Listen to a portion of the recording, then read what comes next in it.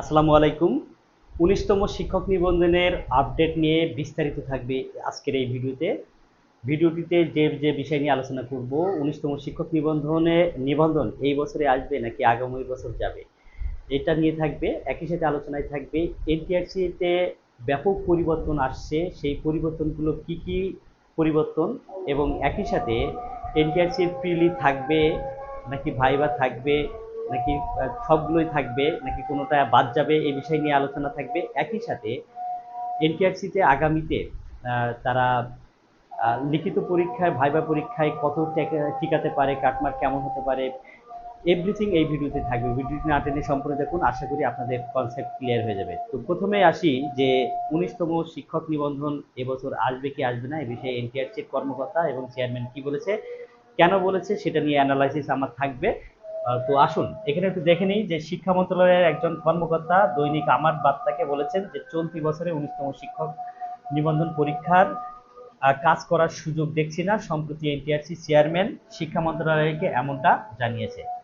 তাহলে চলতি বছরে তারা কিন্তু ১৯তম শিক্ষক নিবন্ধনের মানে সম্ভাবনা দেখছেন না। কেন দেখছেন না দেখেন, বেশ কিছু পরিবর্তন না আনা পর্যন্ত তারা কিন্তু এই কাজটা করতে পারবেন না বলে মনে করছে। তারপরে বলেন শিক্ষক নিবন্ধনের বেশ কিছু বিষয়ে পরিবর্তন আনতে যাচ্ছে অন্তর্বর্তীকালীন সরকার। বিষয়গুলো নিয়ে শিক্ষা মন্ত্রণালয় কাজ করলেও এ বিষয়ে জনপ্রশাসন এবং আইন মন্ত্রণালয়ের মতামত প্রয়োজন। এখন এনটিআরসি কিন্তু বেশ কিছু পরিবর্তন আনতে চলেছে। কি কি পরিবর্তন তা নিয়ে একটু পরে কথা বলবো। তো এই পরিবর্তন নিয়ে জনপ্রশাসন মন্ত্রণালয় এবং আইন মন্ত্রণালয়ের কিন্তু সম্মতির পাওয়ার ব্যাপার আছে। তাদের মতামতের ভিত্তিতে যে নীতিমালা আসবে সেই নীতিমালা মানে যত দ্রুত হবে তত দ্রুত কিন্তু সার্কুলার হবে। তাহলে এ মতামত পাওয়ার পরপরই শিক্ষক নিবন্ধনের বিজ্ঞপ্তি প্রকাশ হবে বলে জানা গেছে এখনো যে বিষয়টা। তাহলে সেই কাজটা করতে কতদিন লাগতে পারে সেটা নিয়ে পরবর্তীতে আলোচনা করছি। আর কেন তারা পরিবর্তন আনতে যাচ্ছে দেখেন, নতুন বিধিমালায় ১৯তম শিক্ষক নিবন্ধন বিজ্ঞপ্তি থাকছে না, এর পরিবর্তে কেবলমাত্র শিক্ষক নিয়োগ বিজ্ঞপ্তি লেখা হতে পারে। মূলত বাংলাদেশ সিভিল সার্ভিস বা বিসিএস এর আদলে সরাসরি শিক্ষক নিয়োগ বিজ্ঞপ্তি প্রকাশ করবে এনটিআরসি। আচ্ছা, বিসিএস এর মতো পরিবর্তন মানে এনটিআরসি নিয়োগটা কার্যক্রম হবে।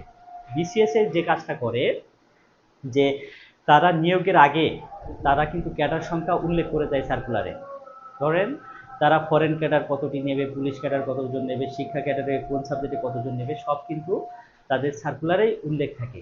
এনটিআরসিও সেই চিন্তা ভাবনাই করছে যে আগামীতে যে তারা সার্কুলারগুলো দেবে সেখানে কিন্তু তারা কোন বিষয়ে কতজন শিক্ষক নেবে সেই এনটিআরসি এ বিসিএস এর মতো সেই চিন্তা ভাবনা করছে।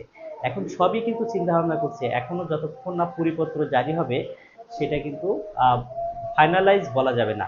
তাহলে কেন তারা এই পরিবর্তনগুলো আনতে চাচ্ছে, এখানে কিন্তু তার পরের স্লাইডে বলেছে। দেখেন এখানে বলা হয়েছে যে চাকরি প্রার্থীদের ভোগান্তি কমাতে বিধিমালায় অনেকগুলো পরিবর্তন আনা হচ্ছে। এখন অনেক ভোগান্তি পার করতে হয়। এনটিআরসির বিরুদ্ধে বড় অভিযোগ ছিল যে সনদধারী বেকার তৈরি করে, এই অপবাদ থেকে মুক্তি মিলবে। এছাড়াও গণবিজ্ঞপ্তিতে বয়স সংক্রান্ত জটিলতাও দূর হবে। তাহলে এনটিআরসি ইতিপূর্বে অনেককে সার্টিফিকেট দিয়েছে, আসলে চাকরি দিতে পারেনি। তাহলে তারা সেই জায়গা থেকে চিন্তা ভাবনা করছে যে এত সার্টিফিকেট তারা কিন্তু আগামীতে দেবে না। তারা কাঙ্ক্ষিত যতগুলো ডিজায়ার শিক্ষক দরকার ততজনকে বা তার চেয়ে একটু বেশি সংখ্যক জনকে তারা কিন্তু সার্টিফিকেট দেবে। সো আসছে যে দিনগুলো শিক্ষক নিবন্ধন আরও বেশি কম্পিটিটিভ হবে, এটা আপনি নিঃসন্দেহে মনে রাখতে পারেন। তাহলে সেই পরীক্ষাটা কেমন হবে, কি পদ্ধতিতে হবে, সে বিষয়গুলো কিন্তু আরও একটু পরে আমি আলোচনা করব। দেখেন বেসরকারি শিক্ষা প্রতিষ্ঠানে প্রবেশ পর্যায়ে শিক্ষক নিয়োগের যোগ্যতা অর্জন করতে হয় শিক্ষক নিবন্ধন পরীক্ষার মাধ্যমে। বিসিএস এর মতো প্রিলিমিনারি লিখিত মৌখিক পরীক্ষা উত্তীর্ণ হওয়ার মাধ্যমে এ সনদ অর্জন করতে হয়। তবে একটি নিবন্ধন কার্যক্রম শেষ করতে দীর্ঘদিন লাগায় পরীক্ষা পদ্ধতিতে পরিবর্তন আনার চিন্তাভাবনা করছে। তাহলে পরীক্ষা পদ্ধতিতে পরিবর্তন আনার তারা চিন্তাভাবনা করছে এনটিআরসি। এখন কি কি পরিবর্তন হতে পারে আপনারা ইতিমধ্যেই জেনেছেন যে প্রিলি বাদ দেওয়া হবে, একবার শুনেছেন লিখিত বাদ দেওয়া হবে, এরকম চিন্তাভাবনা। ভাইবা বাদ যাবে, এটা একবারও শুনিনি। তাহলে কি কি পরিবর্তন তারা করবে দেখেন, আমরা যদি একটু এখান থেকে দেখি যে প্রিলি বাদ দেওয়ার চিন্তাভাবনা করছে, কিন্তু প্রিলি বাদ দেওয়া এটা কিন্তু বাস্তবসম্মত কোনো কথা না। কেন কথা না? কারণ আপনারা জানেন 18তম শিক্ষক নিবন্ধনে সেখানে কিন্তু পাস করেছে, মানে আবেদনই পড়েছিল 18 লাখের বেশি, এবং সেই পরীক্ষায় অংশ নিয়েছিল 13 লাখ প্লাস। তাহলে পরীক্ষার্থী দেখেন, পরীক্ষার্থী ছিল 18তম শিক্ষক নিবন্ধনে 13 লাখ প্লাস, 13 লাখ প্লাস। এখন এখন যে 19তম শিক্ষক নিবন্ধন আসবে সেখানে পরীক্ষার্থী কিন্তু আরও বাড়বে। সেখানে 15 লাখ প্লাস পরীক্ষার্থী অংশ নেবে, আবেদন করবে 22 লাখ, এরকম 20-22 লাখ আবেদন করবে। সো এই পরীক্ষার্থী 13 লাখ পরীক্ষার্থীর কিন্তু প্রিলিম ছাড়া এতগুলো খাতা মূল্যায়ন করা কিন্তু ইম্পসিবল। এবং সেখানে পাস করেছিল দেখেন, প্রিলিতে পাস করেছিল কয় lakh, 4 lakh something, 4 lakh something pass করেছিল। আমার ইনফরমেশনে যদি ভুল হয় তাহলে কমেন্টসে একটু জানাবেন। তো এই পাস করেছিল 4 লাখ। তারপরে আমরা ফাইনালাইজ দেখলাম যে লিখিত পরীক্ষায় 80,000 পাস, ফাইনালি ভাইভাতে 60,000 পাস। সো এই হিসাবটা আমরা যদি দেখি তাহলে এখন যদি তারা শুধু প্রিলিটাকে বাদ দেয় তাহলে এই 13 লাখ বা 15 লাখ পরীক্ষার খাতা, লিখিত পরীক্ষার খাতা, এই 4 লাখ খাতা দেখতেই তাদের লেগেছে 4 থেকে 5 মাস। তাহলে যখন তার 3 গুণ খাতা দেখবে তাহলে 1.5 বছর বা তারও বেশি সময় লেগে যাওয়ার কথা। সো তারা চিন্তা করেছে যে এই পরীক্ষা পদ্ধতিতে প্রিলি রাখবে, লিখিতও থাকবে, কিন্তু টাইমটাকে কিভাবে কমিয়ে নেবে। আপনারা জানেন অনেক ব্যাংক পরীক্ষায় বা অনেক মন্ত্রণালয়ের পরীক্ষায় তারা প্রিলি এবং লিখিত, প্রিলি এবং প্লাস লিখিত একই দিনে নিয়ে থাকে। সরি, প্রিলি এবং লিখিত লিখিত একই দিনে নিয়ে থাকে। প্রিলি এবং লিখিত একই দিনে নিয়ে থাকে, একই দিনে, একই দিনে নিয়ে থাকে, একই দিনে নিয়ে থাকে।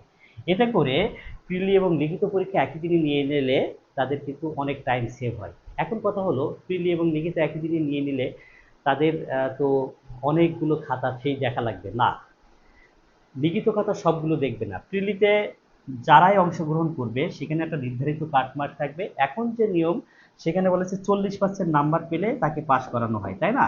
হয়তো নতুন যে পরিবর্তন আসছে সেখানে কত পার্সেন্ট ধরা হবে আমি জানি না, তবে এই 40%-এর চেয়ে বেশি নাম্বার পেতে হবে আমার বিশ্বাস। তাহলে এখানে প্রিলি এবং লিখিত, প্রিলি নাম্বার ধরেন 100 নাম্বারের হলো এবং লিখিত নাম্বার 100 নাম্বারের হলো, এই 100-100-200 নাম্বারের পরীক্ষা একই দিনে হবে। পরীক্ষার সময় হতে পারে ধরেন 3 ঘন্টা বা 4 ঘন্টা, 3 ঘন্টা বা 4 ঘন্টা। এখন হচ্ছে এই প্রিলিতে শুধুমাত্র যারা 40% পেয়ে পাস করবে তাদের লিখিত খাতাই কিন্তু দেখা হবে। তাই 40% পেয়ে যদি সেটা 5 লাখ পাস করুক আর 4 লাখ পাস করুক, লিখিত খাতা এই 4 এবং 5 লাখের খাতাই কিন্তু দেখা হবে। আর বাকি যে যে আরো যে 10 লাখ পরীক্ষার্থীরা লিখিত দিয়েছিল সেগুলো সব ডাস্টবিনে ফেলে দেওয়া হবে মনে করেন। এই হচ্ছে পরিবর্তন আসতে চলেছে।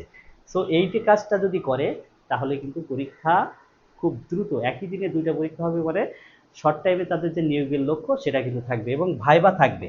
ভাইবা বাদ যাবে না, কেন ভাইবা বাদ যাবে না? তবে ভাইবাই ব্যাপক পরিবর্তন আসবে। বিসিএসে যেমন একটা ভাইবা অন্তত 15 মিনিট আধা ঘন্টা ধরে হয়, এনটিআরসিতে আগামীতে ভোট বেশি করে তারা আরও ভাইবার টাইম বাড়াবে, এটা আমরা বিশ্বাস করি। আর সার্কুলারটি আসতে এই বছরের শেষের দিকে নাগাদ চলে আসতে পারে। যত দ্রুত আইনটা বাস্তবে পরিণত হবে তত দ্রুত সার্কুলার হবে। তো আগামী বছরও চলে যেতে পারে, এই বছরেও হতে পারে। তো এটা আপডেট আসা মাত্র আপনাদেরকে জানিয়ে দেওয়া হবে। সবাইকে ধন্যবাদ। জাহাঙ্গীরস অনলাইন স্কুল এই চ্যানেলটি সাবস্ক্রাইব করে রাখবেন এবং একই নামে আমার ফেসবুক পেজ আছে, সেখানে যুক্ত থাকবেন। নতুন আপডেট আসা মাত্রই আপনাদেরকে জানিয়ে দেওয়া হবে। সবাইকে ধন্যবাদ। দেখা হবে অন্য কোনো বিষয়ে, অন্য কোনো ভিডিওতে। আল্লাহ হাফেজ।